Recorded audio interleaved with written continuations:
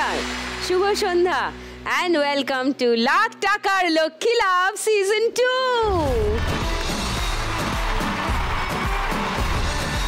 দারুণ তিনজন মা লক্ষ্মীর সঙ্গে আলাপ করাবো আজকে। আমিও আলাপ করব, তাদের কথা শুনবো। ভেরি ইন্টারেস্টিং জার্নি তাদের প্রত্যেকের জীবনের। আপনাদেরও শুনতে ভালো লাগবে। হয়তো কিছু মিল পাবেন, হয়তো অনেক কিছু নতুন জানবেন আর তাদের দ্বারা অনুপ্রাণিত হবেন। ডেকে নি তাদের তিনজনকে, প্লিজ ওয়েলকাম।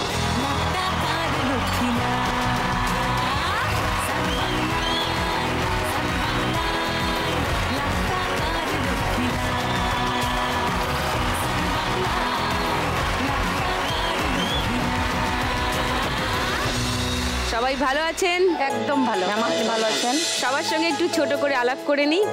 ডলির সঙ্গে প্রথমে। নমস্কার ডলি দি। আমার নাম ডলি রানা, আমি হাওড়া বেলগাছিয়া থেকে এসেছি। আচ্ছা, কি করেন ডলি দি? আমি বাস মালিক আর ওই বাসেরই কন্ডাক্টর। ওরে বাবা, কন্ডাক্টর মানেই তো হাতে অনেক টিকিট থাকবে, একটা ব্যাগ থাকবে। এটা কি কন্ডাক্টরেরই ব্যাগ? হ্যাঁ। আর কোন রুটের বাস আপনার ডলি দি? 57। আর কোনা হাই রোড থেকে ধর্মতলা, কোনা হাই রোড থেকে হাওড়া। কি বলেন, বাস পিটিয়ে? Howrah Maidan, Howrah, Canning, Burrabazar, Canning, tea board, mayor road, Dharmatala. দারুণ ইন্টারেস্টিং কিন্তু ব্যাপারটা। হ্যাঁ, একটু ডিটেলে গল্প শুনতে হবে ডলিদির।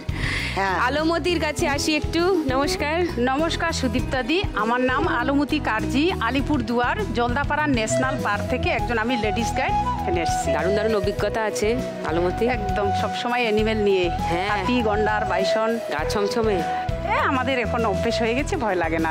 দেখতে দেখতে একদম ওরাও চিনে গেছে নাকি? ওদের মুভমেন্ট দেখলেই বুঝতে পারি ম্যাম আমরা। আচ্ছা, শুনবো একটু ডিটেলে তোমার গল্প। অবশ্যই, আপনি গেলে তো আমি আপনাকে নিয়ে সব যাবো একদম একদম পাক্কা। নির্মলা, নমস্কার। নমস্কার সুদীপ্তাদি, আমার নাম নির্মলা সান্যাল, আমার বাড়ি বালিয়া সাগরদিঘি, মুর্শিদাবাদ। সাগরদিঘি।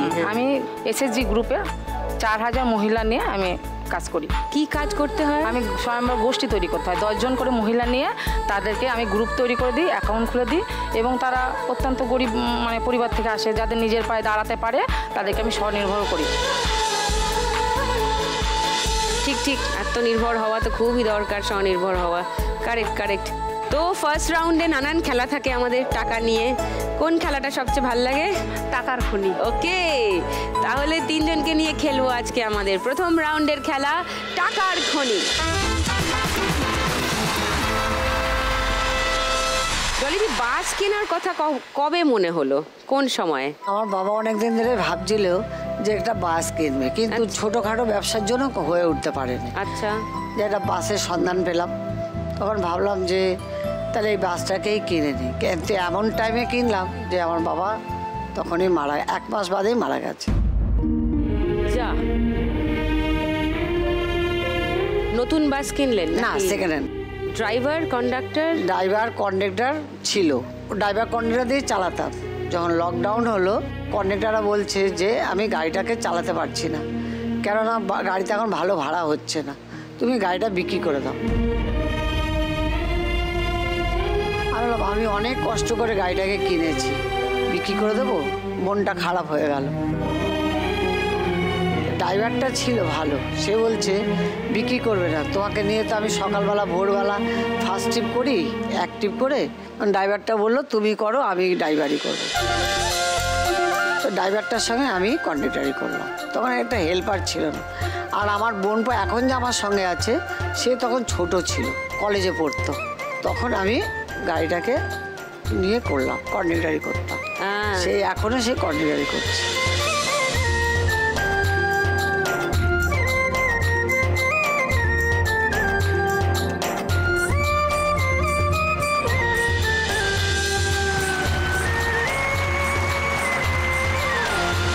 বোনপো এসছে আজকে? হ্যাঁ, আমার বোনপো এসছে। কোথায়? এই তো আমার পাশে। আচ্ছা, আজকে যদি 1 লাখ টাকা যেতেন ডলিদি, কি প্ল্যান? গাড়িটাকে মেরামত করবো। গাড়িটা কত পুরনো?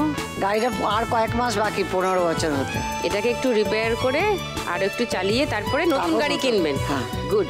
ফার্স্ট রাউন্ডের খেলাটা খেলে নি। হ্যাঁ, আসুন।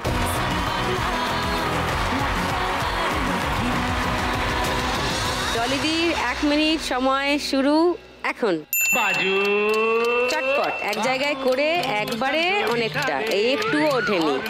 এটা ভাত ডাল রান্না করছো নাকি? হ্যাঁ, यहाँ चलती को गाड़ी कहते हैं प्यारे এটা কন্ডাক্টরের ব্যাগটা মনে করো একবার, আর সব টাকা ফাটাফাট। हॉर्न पुकारे बम बम बम यहाँ এখানে আটকে যাবে কিন্তু ঝুড়িতে, একটু ডান দিক করে, একটু ডান দিক করে। प्यारे बम बम बम हे टूटी फूटी सही चल একবারে নাও নিচে, নিচের দিকে খুন্তি ঢুকিয়ে, ওরম করে হবে না। जाए ठीक है टूटी फूटी सही चल जाए ठीक है একটা একটা করে লুচি ভাজার মতো করে गाड़ी तिरछी चला একবারে অনেকটা তুলতে হবে, অনেক অনেক चला चला के झूम हे गाड़ी অনেকটা তুলতে হবে। হ্যাঁ, হয়েছে, গুড। बाबू समझो ये নিচে নিচে, হ্যাঁ, ওপরে। ও হলো না। 200, 400,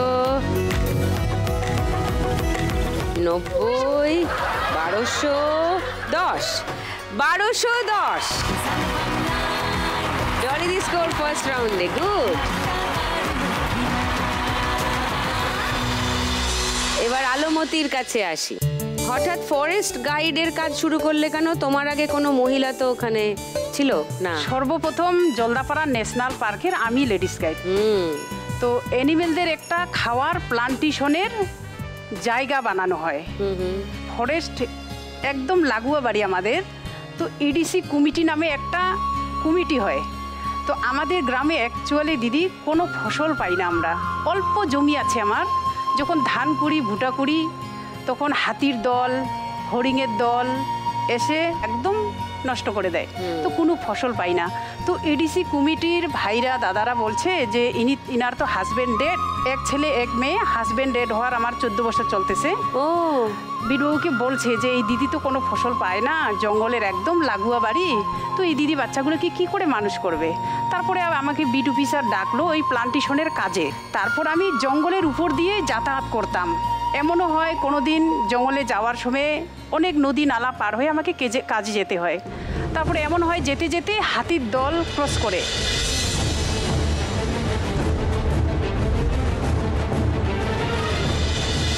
তখন হাতির মুভমেন্ট দেখে আমি বুঝতে পারি যে এই হাতি রাস্তা ক্রস করবে, আমি যেতে পারবো। আমি একটু দূরে সরিয়ে গিয়ে আড়াল হয়ে থাকি।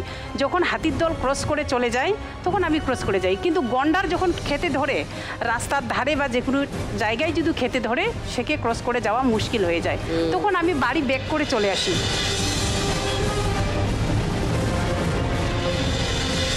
এক সাহেব ছিল, খুব ভালো লোক ছিলেন তিনি, তার নাম ছিল বিমল দেবনাথ। যে আলমতি, আমাদেরকে একটা লেডিস গাইড লাগে, তো তুমি কি করবে? তখন আমি বললাম হ্যাঁ স্যার, আমাকে তো করতে হবে। কেন? আমার ছোট ছোট বাচ্চা, হাজব্যান্ড নেই, আমার শ্বশুর শাশুড়ি বয়স হয়ে গেছে, তো আমাকে তো করতেই হবে। তারপর আমাকে সাহেব বললো একদিন তুমি আমার অফিসে আসো। তারপরে আমি অফিসে দেখা করতে গেলাম। দেখা করার পরে বললো যে আলমতি অমুক দিনে আসো, তোমার ট্রেনিং হবে। তখন আমি আসলাম, সে ডেটে আমি গেলাম, আমার ট্রেনিং শুরু করে দিল। আমি এই গাইডের কাজে লেগে পড়লাম। এখন রানিং চলতেছে পুরো আমার 11 বছর।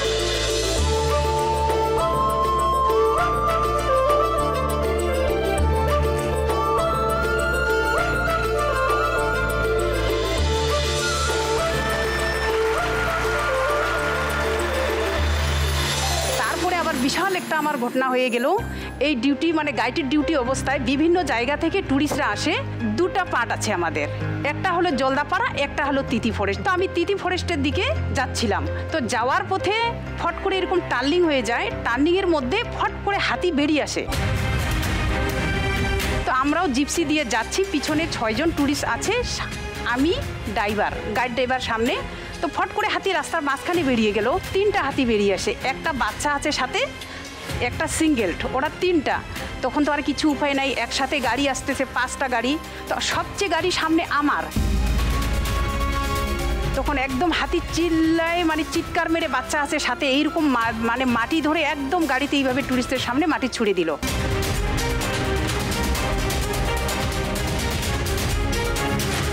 ছুড়ে দেওয়ার পরে ট্যুরিস্ট একদম চিল্লাই উঠলো, চিল্লাই ওঠে এখন কি হবে। তখন আমি ড্রাইভার পুরো কাঁপছে, আমি যে ভয় পাবে না, একদম ভয় পাবে না, তুমি স্ট্রং থাকো।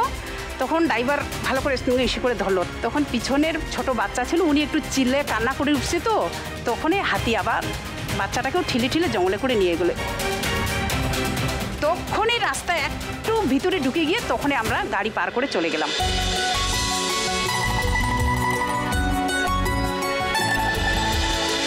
এরকম ঘটনা হয় আমাদের গন্ডারের তাড়া খেতে হয়, হাতির তাড়া খেতে হয়। তো এগুলো দেখে দেখে মুভমেন্ট দেখে দেখে দিদি আমার অভ্যাস হয়ে গেছে, আমি আর ভয় পাই না।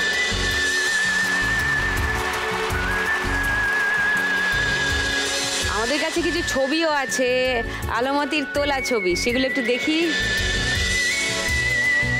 এটা হচ্ছে দাতাল হাতি, মেল। এটা একটু বয়স হয়ে গেছে। হ্যাঁ, বয়স হয়ে গেছে। এলিফ্যান্ট রাইড করে গন্ডারের সামনেই চলে যায়। রাইনো সাইটিং, এটাকে বলে মদন টাক, সারস পাখি।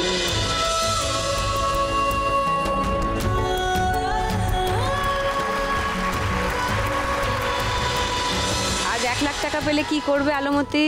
বহুদিনের আশা দিদি, যখন থেকে আমি এই গাইডের লাইনে ঢুকেছি, আমার একদম জঙ্গল লাগোয়া বাড়ি। তো সেখানে একটা মোটামুটি আমি ভিটি করে রাখছি, পিলার করে রাখছি। তো সেখানে একটা আমার হোমস্টে বানানোর বহুদিনের আশা। যদি আমি এখান থেকে 1 লাখ টাকা পাই তো আমি হোমস্টে বানাতে চাচ্ছি। আরে বাবা, যদি আমি হোমস্টে বানাতে পারি, সবচেয়ে আগে ইনভাইট আপনাকে করব আমি। ও দারুণ!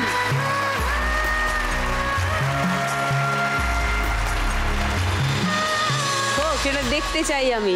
ফার্স্ট রাউন্ডটা খেলি আগে, চলে এসো।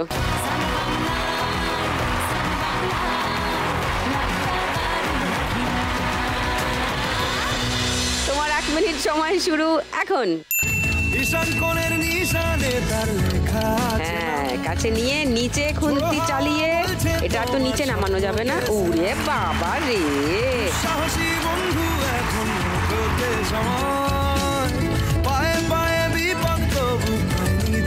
খুন্তিটাকে সোজাসুজি তোলো, তাহলে অনেকটা টাকা উঠবে।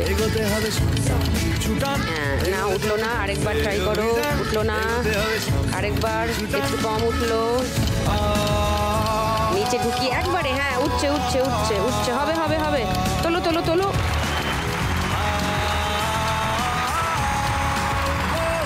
ওরে বাবারে, না হচ্ছে না। আরেকবার আরেকবার, কাছাকাছি নিয়ে নাও, কাছাকাছি নিয়ে নাও। টাকাগুলোকে দূরে চলে গেছে।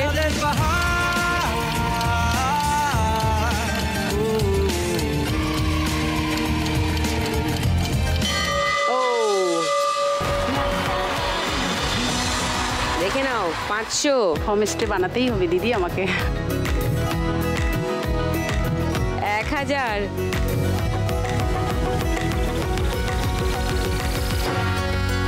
70, 80, 90, 4190। লাভলি। এবার নির্মলার কাছে আসি। এই যে স্বনির্ভর গ্রুপ, স্বনির্ভর গোষ্ঠী বানানোর কাজ, এটা কবে থেকে শুরু হলো? ম্যাম, আমি এটা করেছি 14 সাল থেকে। তার আগে অন্য কোনো কাজ করতে? তখন আমি এমনি গৃহবধূ ছিলাম, তখন কোনো কাজ করতাম না, এমনি সংসারে যা কাজ তাই করতাম। তারপরে আমাদের ক্লাবে রক্তদান শিবির হয়, তখন সেখানে আমি রক্তদান করি। 65 জনের মধ্যে ছেলেদের মধ্যে আমি একাই মহিলা ছিলাম। তো রক্তদানের পর তারপরে সেই রাত্রেবেলায় মানে আমি বলেছিলাম আমার নামটা প্রকাশ করবেন না। কেন? না, আমি চাই না বলতে, আমি দিয়েছি, আমি বলতে চাই না কাউকে। তো কমিটির দাদারা বলেছিল বলবো না। তো রাত্রেবেলা যখন আমার হয়, অনুষ্ঠান হয়, আমাদের 23 জানুয়ারিতে অনুষ্ঠান হয়। তো তারপরে সেখানে যখন সবাই আসে, তো ওরা কিন্তু মাইকে সন্ধ্যাবেলা বলে দিল। তো আমার বর বাড়ির কেউ জানতো না, আমি চুপি চুপি দিয়েছিলাম। তারপরে তখন সবাই শুনতে পেলো, এবার বর আমাকে দেখতে পেলো, বুঝতে পারলো যে বউ রক্তদান করেছে। তারপর সেই যে আনন্দটা, সবাই হাততালি দিয়েছে, আমার খুব ভালো লেগেছে। তারপর থেকে আমি ভাবলাম যে আমি সমাজের জন্য কিছু কাজ করতে চাই। তো তারপরে গোষ্ঠী করার জন্য একজন মানে প্রতিনিধি চাইছিল ব্লক থেকে। তারপরে সেখানে আমি ফর্ম ফিল আপ করি। যথারীতি আমাকে কিছু কাজ দেওয়া হয় যে তুমি এই কাজটা 10 জনকে দিল, তুমি এদেরকে বুঝিয়ে তুমি কতটা করতে পারো। তো 10 জনের মধ্যে 8 জনকে বুঝিয়ে ফেলেছিলাম। 8 জনে আমার এই কথাটা ভালো লাগলো, এতে আমার স্যারেরা আজ ভালো লাগলো যে তুমি পারবে কাজটা। তারপরে আমাকে সিএসপিতে নিয়োগ করেন। তারপর থেকে আমি মানে আমাদের গ্রাম অঞ্চল, তো ওখানে ধরুন সবাই গরিবী ধরতে গেলে বেশি, তো মহিলারা করতে চায় না, স্বনির্ভর হতে চায় না, স্বামীর ইনকামে যা করে। তা আমি সবাইকে বাড়ি বাড়ি গিয়ে বুঝিয়ে তাদের সঙ্গে কথা বলি। এভাবে বলতে বলতে আমি 8জন করে মহিলা জড়ো করি, একটা করে গ্রুপ তৈরি করি। এইভাবে গ্রুপ করে তাদেরকে 50 টাকা করে করে দিয়ে মাসে 500 টাকা করে হয়। ওরা প্রতি মাসে মাসে জমা দেয়, দিয়ে ধরুন 3 মাস পরেই ওরা 2800 টাকা হয় বা 1500 টাকা হয়, সেখান থেকে আবার 1000 টাকা লোন দিই। ওরা তখন সেটা কেউ মশলা মুড়ি বা কিছু একটা করে লোনটা নিয়ে, তখন ওরা সংসার আয় উন্নতিটা বাড়ে, বর ইনকাম করছে, তারপরে মেয়েরাও করছে, ওদের সংসারটা ভালো। যাদের কাঁচা বাড়ি ছিল তাদের হয়তো পাকা বাড়ি হতে লাগবে, কিছু করতে লাগবে, ভালো লাগছে। তারপরে এইভাবে বুঝাতে আমি অনেক দল করি, ভালো লাগে সবার। তারপরে আমার এখন প্রথমে 1-2 দল ছিল, এখন প্রায় 400 গ্রুপ। আমার 4000 মহিলা নিয়ে আমাকে কাজ করতে হয়, তাদের ভালো মন্দ সব দেখতে হয় আমাকে।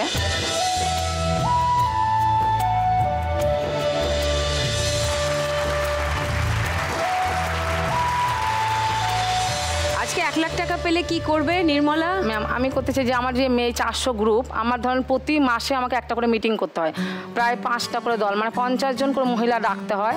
সে আমাদের বসার জায়গা পায় না, তখন কারো বারান্দায়, কারো ছাদে এভাবে মিটিংটা করি বা ট্রেনিংটা করা হয়। তা আমি চাই যদি আমার 1 লাখ টাকা পায়, তাহলে আমি একটা ট্রেনিং সেন্টার করব, যা আমার বালিয়া গ্রামের বা বালিয়া জিপির মেয়েরা সদস্যরা ওখানে এসে ট্রেনিংটা করতে পারে, তাহলে একটু আমার ভালো লাগবে। বাহ, তোমার বাড়ি থেকে কেউ এসছে না? বাড়ি থেকে এসছে, বর এসছে, মেয়ে এসছে আর ছেলে এসছে। চলো ফার্স্ট রাউন্ডটা খেলি, এসো।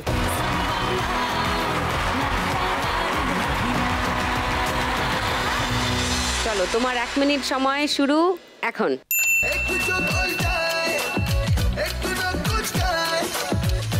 ব্যাস, অনেক হয়েছে, আগে তুলে নাও খানিকটা, নাহলে সব এদিক ওদিক ছিটকে যাবে।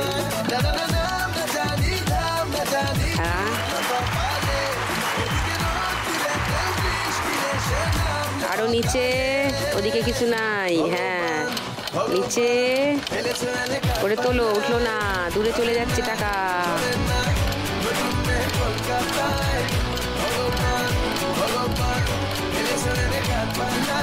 না, উঠছে না। নিচে খুন্তি, নিচে নিচে নিচে, আরো আরো আরো, ওদিকে নেই টাকা। আরেকটু, হ্যাঁ, হবে হবে হবে হবে হবে হবে হবে, লাস্ট ট্রাই করো। না, উঠলো না। ও, 500, 1000, 50, 60, 70, 80, হ্যাঁ, 3080। ফার্স্ট রাউন্ডের স্কোর।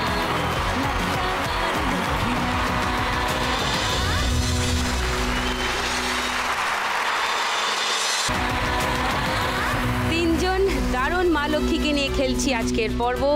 এই মাসের আজকেই শেষ পর্ব, আগামীকাল ফিনালে। কিন্তু সেই ফিনালে খেলবেন কারা সেটা জানা যাবে আজকের পর্ব শেষ হলে।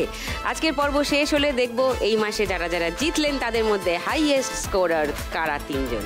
সেই 3 জনকে নিয়ে আগামীকাল হবে জুলাই ফিনালে। ওকে, তো আজকের 3 মা লক্ষ্মী একটা রাউন্ড খেলেছেন, প্রচুর স্কোর করেছেন। এবার আরো স্কোর করার রাউন্ড শুরু করব, আমাদের গানের রাউন্ড। গানে গানে লক্ষ্মীলা।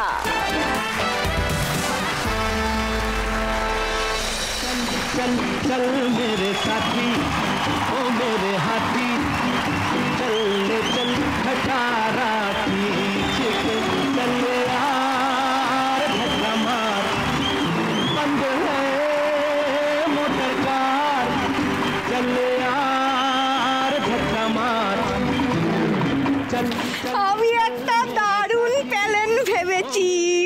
কি প্ল্যান?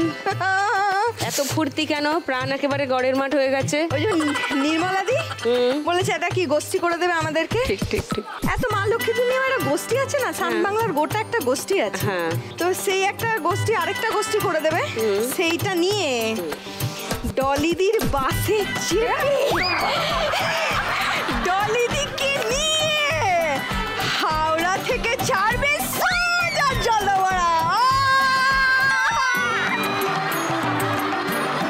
শোন, আমাকে একটুখানি জঙ্গলের মধ্যে গিয়ে একটুখানি ওই গন্ডার আছে না, ওইখানে আমার গিয়ে পরীক্ষা করতে হবে একটা জিনিস। মেরেই দিবে, কাছে গেলে তো মেরে দিবে, আর আসতে হবে না। তুমি জানো না আমার চামড়া গন্ডারের থেকেও মোটা। হ্যাঁ, যা অত্যাচার করে। আমি অত্যাচার করি, আমি অত্যাচার করি, লজ্জা করে না? হ্যাঁ, তুই এই শাড়িটা পরে যাস না কিন্তু গন্ডারের সামনে, তাহলে তো গুতো গন্ডার পাগল হয়ে যাবে টেনশনে। এবার যা যেটা করতে হয় ওটা কর। 3 জনের মধ্যে সব থেকে কম স্কোরে আছে ডলিদি, বেচারা, শিগগির যা। তোমাকে দিয়েই তো শুরু হবে, তুমি স্টার্টটা দাও। না, আগে ফার্স্ট গিয়ারটা দে তুই, হ্যাঁ, তারপরে স্টার্টটা ডলিদি দেবে। আমরা শুরু করি গানের রাউন্ড। নিয়ম সবাই জানো, আর আলাদা করে বলছি না। তাহলে ক্লু দেওয়া থেকে শুরু করি। বাজারে হাত রাখো সবাই। প্রথম গানের জন্য প্রথম ক্লু 1500 টাকার জন্য শুনবো। রোদ জ্বলা দুপুরে সুর তুলে নুপুরে বাস থেকে তুমি যাবে না পেতে। বলো। মনে পড়ে রবিরা রেখে বলো আমাকে, তারপরে তোমাকে জানো কোথায় দেখেছি। মনে পড়ে রুবি রায়, মনে পড়ে রবি। লক করবো 1500 টাকার জন্য। হ্যাঁ, ওকে, সেকেন্ড ক্লু শোনাবো। সেকেন্ড ক্লু শোনো। দীপ জ্বলা সন্ধ্যায় হৃদয়ের জানালায় কান্নার খাঁচা শুধু রেখেছি। বলো, এই গানটাই না অন্য গান? এই গানটাই দিদি। এই গানটাই? হ্যাঁ, এই গানটা। তাহলে আর থার্ড ক্লু শোনাবো না? কেউ চ্যালেঞ্জ করবে না ডলিদিকে? ওকে, তাহলে গানটা শুনে নাও, দেখো ডলিদি ঠিক বললেন কিনা। মনে পড়ে রুবিরা কবিতায় তোমাকে একদিন কত করে দেখেছি। আজ হয় রুবিরায় দেখে বলো আমাকে তোমাকে কোথায় যেন দেখেছি। 1500 টাকা পেয়ে গেছো তুমি। 2710 ডলিদি স্কোর।